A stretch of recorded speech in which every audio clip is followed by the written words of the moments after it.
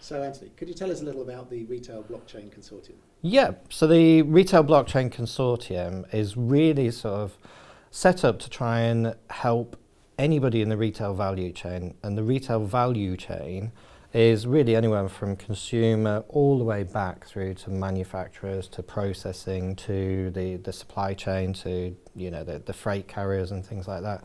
It's about looking at blockchain solutions for the whole of that sort of very long, very complex, set of different companies, set of different partners. So that ideally at the end of this, what we have is for each of the working groups, which we'll come on to, but sort of for each of the different areas and working groups, we have a very clear set of different working practices, different standards, different use cases, different protocols, where the entire industry agrees that these are the types of things you need to implement, these are the types of processes you need to look at. Because at the moment, blockchain's still, it's in a little bit of a hype. It's moved on from the big hype, and now it's still in a little bit of a hype, and what is it really?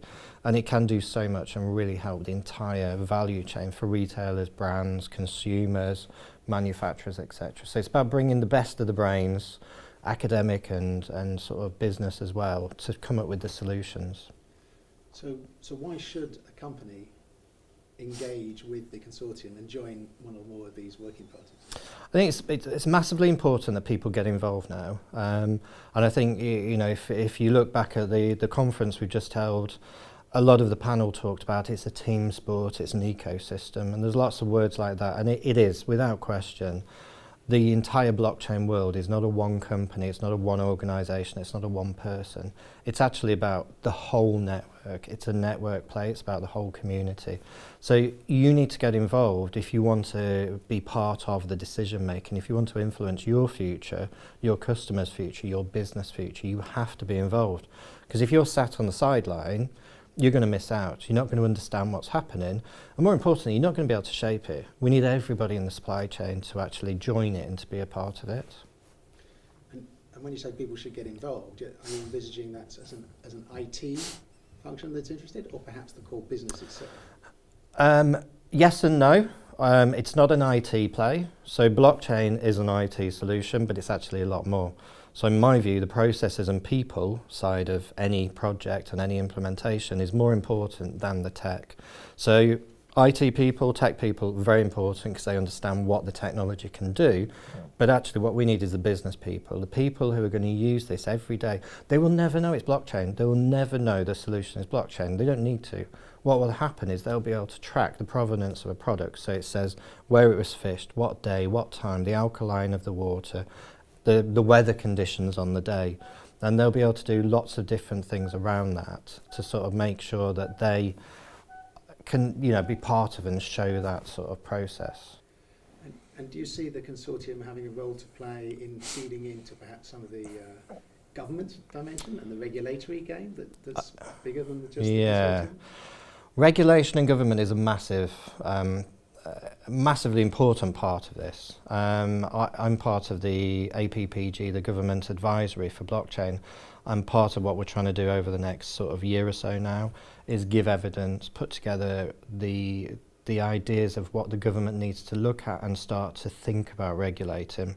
But I think as Retail Blockchain Consortium, we can go to the next level, the practical level, and say, these are the types of standards that we think should be implemented in the industry, in the sector, in the vertical, and this is what we'd like from you to support it, either regulations or laws or whatever the government needs to do, because the more I work with the government, the more the fact they don't understand, but they want to. So actually go to them with the research and with the solutions. You'll get a lot further than going to them saying, well, you should think about this. Well, governments know they should think about everything, but go to them with some solutions and ideas, and it's much more likely to be implemented or at least reviewed and taken through their governmental process. We'd have a chance of getting the right regulations in place to then execute.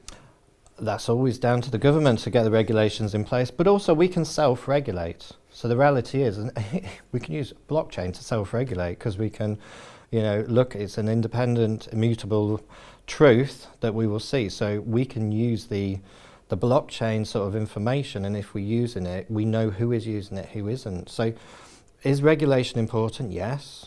But actually, can we do it other ways? We can as well, and we can use blockchain to help that. But ultimately, we need the support of governments and industry bodies to actually just give the standards and certify them and implement them for everyone. And if you don't want to do that, fine, don't do it, don't be a part of it. But at least we now have a core sort of way to operate. And given that a lot of this is about information, it's about the capture of data and the management and handling of that as it goes through the process, do you see the setting of standards as being a key part? Yes, so standards for any industry is key. So we've had ISO standards for, I don't know how long, but a long, long time. Taking retail, the barcode. You know, the barcode's been around for a long, long time. Now we're getting slightly different codes because of online and mobile, but in essence, having standards and implementing them across industries is without question key. And being part of Retail Blockchain Consortium, you can be part of setting the standards for that working group, for that vertical, so you can actually be at the forefront of agreeing the standards that everybody else in the industry is going to implement. And do you see natural competitors coming together and cooperating, or do you see some other approaches to collaboration? They have to. So the great thing is I've spent my life in retail. Retail has never wanted to work together in the past. Great thing is the internet and mobile and the customer wanting certain things in certain ways mean that retailers talk a lot more. They're not in bed together in any way, but they are working together a lot closer. And I think now what we're asking is competitors to work together and then the entire supply chain up and down to work together. So it's a different way of operating, and it's not easy to manage that sort of process, but everybody needs to be involved because everybody needs to agree the standards, because blockchain goes from top to bottom. It exposes everything that you allow it to. Obviously privacy of data and the rest of it is still kept clearly, you know, however you set it up, but everything is going to be seen and should be. So it should open up the supply chain views to the people that need to see it.